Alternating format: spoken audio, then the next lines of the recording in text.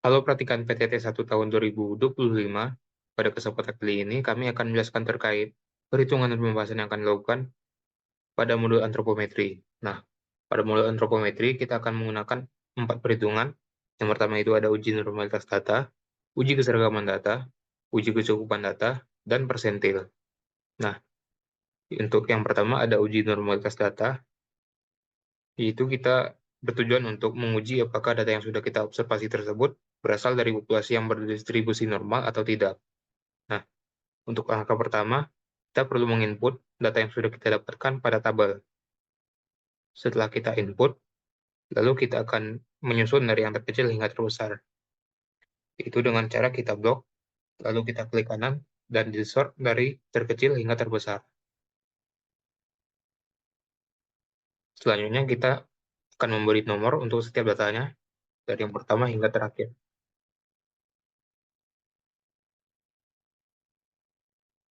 Oke, selanjutnya kita perlu mengubah data hasil observasi menjadi data standar atau Z. Untuk Z, kita gunakan rumus Z sama dengan X dikurang X bar per S. Nah, sebelum itu kita perlu mencari jumlah dari data dan juga rata-rata serta standar deviasi. Nah, untuk jumlah kita akan gunakan rumus sum pada Excel, yaitu sum buka kurung, lalu kita blok dari data pertama hingga terakhir. Lalu kita enter. Selanjutnya kita akan mencari rata-rata, itu menggunakan rumus X bar sama dengan sigma XI per N, atau bisa disebut juga dengan jumlah data dibagi dengan banyaknya data. Untuk di Excel kita bisa menggunakan rumus average. Lalu kita blok dari data pertama hingga terakhir. Selanjutnya kita perlu mencari nilai XI dikurang X bar kuadrat dari masing-masing data I-nya. Untuk itu kita gunakan rumus sama dengan buka kurung data I dikurang X bar atau rata-rata. Untuk rata-rata ini kita akan kunci dengan tombol F4, atau pada device-device tertentu kita gunakan Fn ditambah F4. Lalu kita tutup kurung dan pangkatkan dengan 2. Oke. Selanjutnya dari perhitungan XI dan dikurang X bar kuadrat tadi, kita cari jumlahnya atau sigma. Sama seperti tadi kita gunakan rumus sum, kita plot dari data pertama hingga terakhir. Oke. Selanjutnya kita bagi jumlah tersebut dengan N dikurang 1. Dalam kasus kali ini kita menggunakan N sama dengan 26 dikurang 1 sama dengan 25. Jadi kita lakukan pembagian dari jumlah yang sudah kita dapatkan dengan 25. Lalu kita kalikan dengan 0,5 atau diakarkan, sehingga mendapat hasil 0,39. Atau dengan cara cepatnya kita bisa menggunakan rumus standar deviasi sampel. Lalu sama seperti tadi kita blok dari data pertama hingga terakhir. Hasilnya sama. Selanjutnya kita akan mencari data standarnya. Untuk itu kita akan menggunakan rumus sama dengan buka kurung data I dikurang, sama seperti tadi, untuk rata-ratanya kita kunci dengan F4 atau Fn ditambah F4. Lalu kita tutup kurung per S, yaitu untuk S-nya 10,39.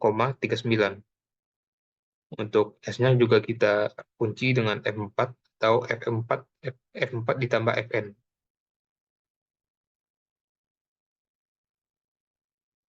Selanjutnya kita akan mencari nilai Fz. Bisa kita gunakan tabel distribusi dari Z-nya.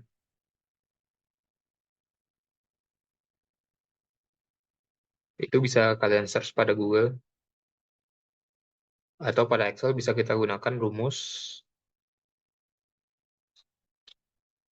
normal distribution.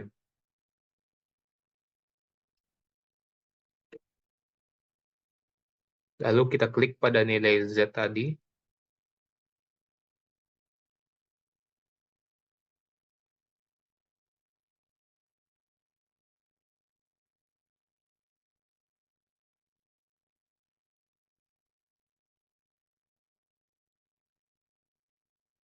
Nah, untuk itu sudah kita dapatkan nilai dari masing-masing FZ.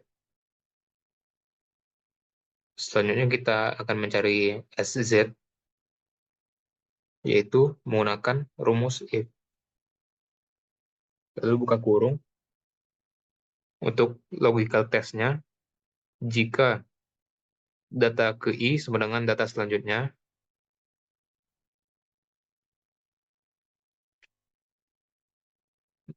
lalu titik koma, jika true atau benar, hasilnya yaitu nilai SZ untuk data selanjutnya, yaitu nilai F2.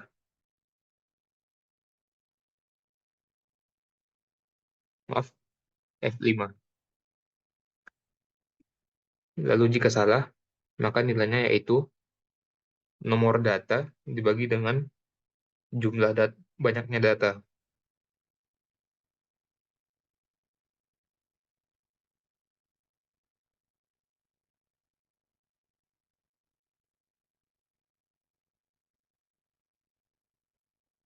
Lalu selanjutnya kita akan mencari nilai L, atau mutlak FZ dikurang SZ.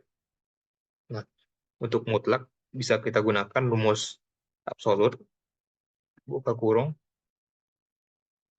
FZ dikurang dengan SZ.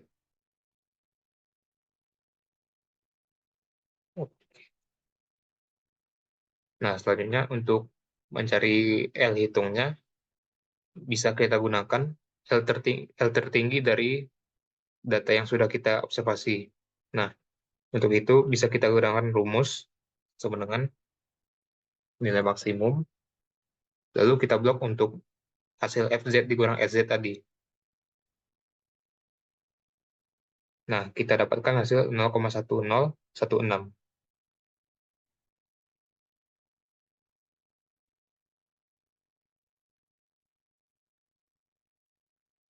Lalu selanjutnya untuk L tabel, bisa kita cari pada tabel Lily Force, bisa kalian search di Google.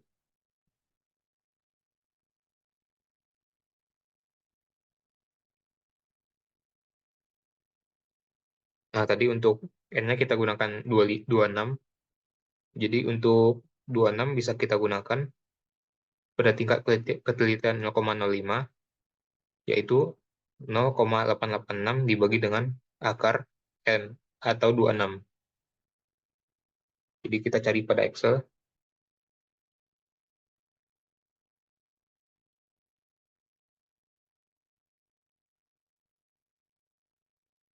0,886 dibagi dengan 26 pangkat 0,5. Hasilnya 0,1738. Sehingga bisa kita identifikasi jika L hitung kurang dari L tabel, maka H0 diterima. Atau data yang sudah kita observasi ini berasal dari populasi yang berdistribusi normal. Nah, jika L hitung lebih besar dari L tabel, maka H0 ditolak, atau data yang sudah kita observasi tersebut tidak berasal dari populasi yang berdistribusi normal.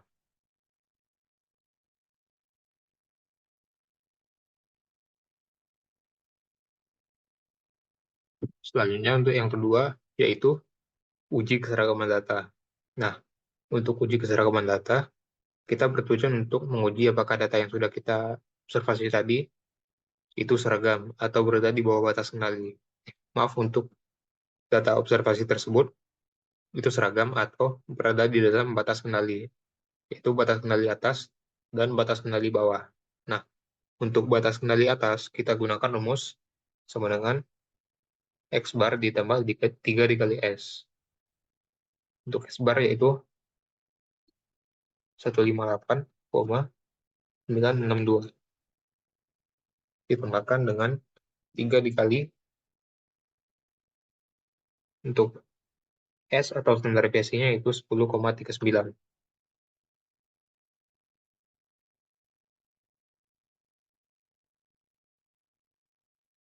Selanjutnya untuk DKB bisa kita gunakan rumus X bar dikurang 3 dikali standar deviasi. Untuk X barnya sama, 158,962 dikurang 3 dikali S, yaitu 10,39.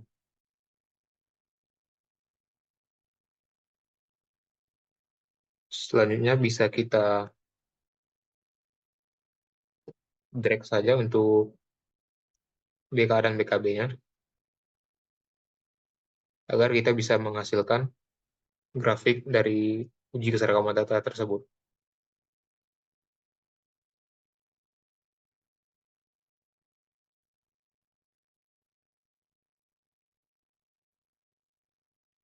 Selanjutnya untuk XI, BKA, dan BKB, serta rata-rata bisa kita blok. Lalu kita gunakan fitur Insert Line or Area Chart. Lalu kita pilih chart yang ini, Line with Markers. Setelah itu, teman-teman bisa identifikasi apakah data yang sudah teman-teman observasi tersebut berada di bawah, di dalam batas kendali, atau di luar batas kendali. Nah, jika seluruh data berada di dalam batas kendali, berarti untuk data yang sudah teman-teman observasi itu seragam.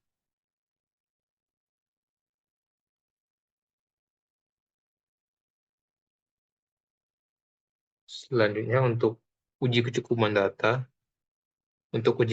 data, yaitu kita gunakan untuk mengukur apakah data yang sudah kita dapatkan mencukupi atau memadai untuk kita lakukan, untuk kita tarik kesimpulan. Nah, untuk itu kita gunakan rumus N-aksen sama dengan dalam kurung 40 dikali akar N sigma XI kuadrat dikurang dalam kurung sigma XI dikuadratkan dibagi dengan sigma XI. Nah, untuk perbedaannya, untuk sigma XI kuadrat ini kita kuadratkan dulu. Untuk data yang sudah kita dapatkan, baru kita jumlahkan. Nah, untuk sigma XI kuadrat, kita jumlahkan dulu datanya, baru kita kuadratkan dari jumlah tersebut. Nah, untuk itu, pertama kita mencari XI kuadrat dari masing-masing datanya dulu, gunakan rumus sama dengan data I kita pangkatkan dengan 2. Lalu kita drag hingga data terakhir, lalu kita jumlahkan atau sigma.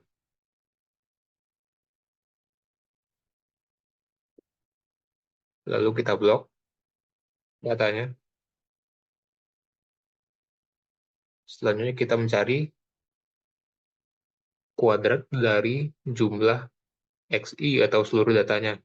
Untuk jumlah dari seluruh data sudah kita dapatkan dari tabel sebelumnya, yaitu 4133 sama, lalu tinggal kita kuadratkan.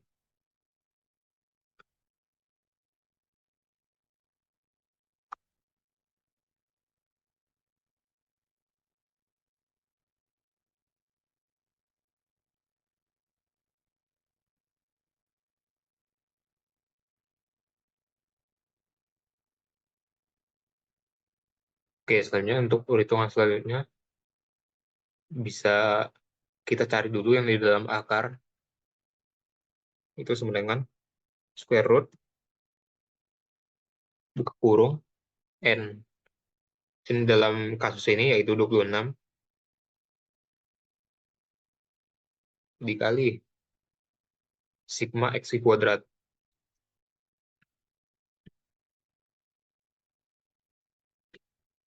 Lalu dikurang sigma XI dibulatkan,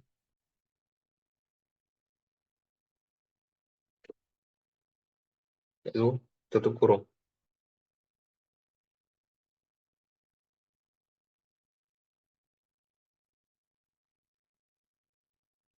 Selanjutnya bisa kita kalikan dengan 40, lalu dibagi dengan sigma XI, atau jumlah dari data ini yang sudah kita dapatkan, yaitu 4133. Sedangkan 40 dikali hasil dalam akar yang sudah kita dapatkan, lalu kita beri kurung,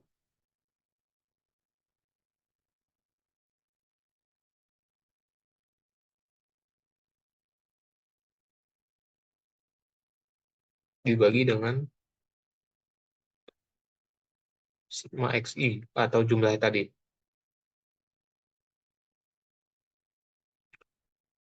Lalu kita enter, dan setelah itu bisa kita cari kuadrat dari dalam kurung besar ini. Sesuai dengan hasil tadi kita pangkatkan dengan 2. Bisa kita dapatkan hasil 74,80675. Nah, untuk n-aksen kita dapatkan 74,8. Sedangkan n atau data yang banyaknya data yang sudah kita dapatkan yaitu 26. Sehingga n-aksen ternyata lebih besar dari n. Sehingga dari data yang sudah kita dapatkan itu dianggap belum mencukupi atau memenuhi untuk kita tarik kesimpulannya.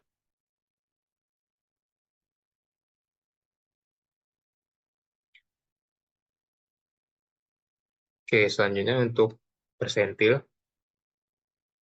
Untuk persentil sendiri biasanya kita gunakan untuk merancang suatu produk. Nah, contohnya itu, jika kita ingin merancang suatu produk berupa pintu, bisa kita gunakan persentil 95, yang artinya pintu tersebut bisa mengakomodasi 95% dari populasi yang sudah kita tetapkan.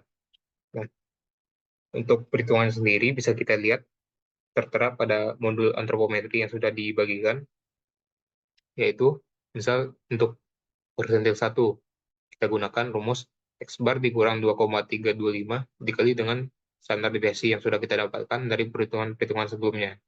Nah, untuk itu coba kita lakukan perhitungan. Untuk X bar yaitu 158,9615.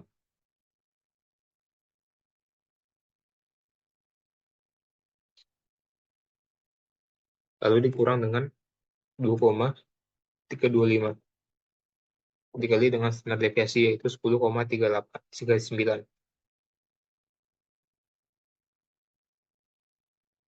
Nah, sehingga bisa kita dapatkan hasil 134,8. Jika kita ingin menggunakan persentil 1 dalam merancang produk. Nah, untuk persentil selanjutnya bisa kita gunakan rumus yang sudah tertera. Oke, mungkin cukup sekian dari kami terkait pembahasan dari perhitungan yang akan digunakan pada modul antropometri. Kami dari Asisten Praktikum PTT 1 mengucapkan semangat mengerjakan laporan praktikum modul antropometri.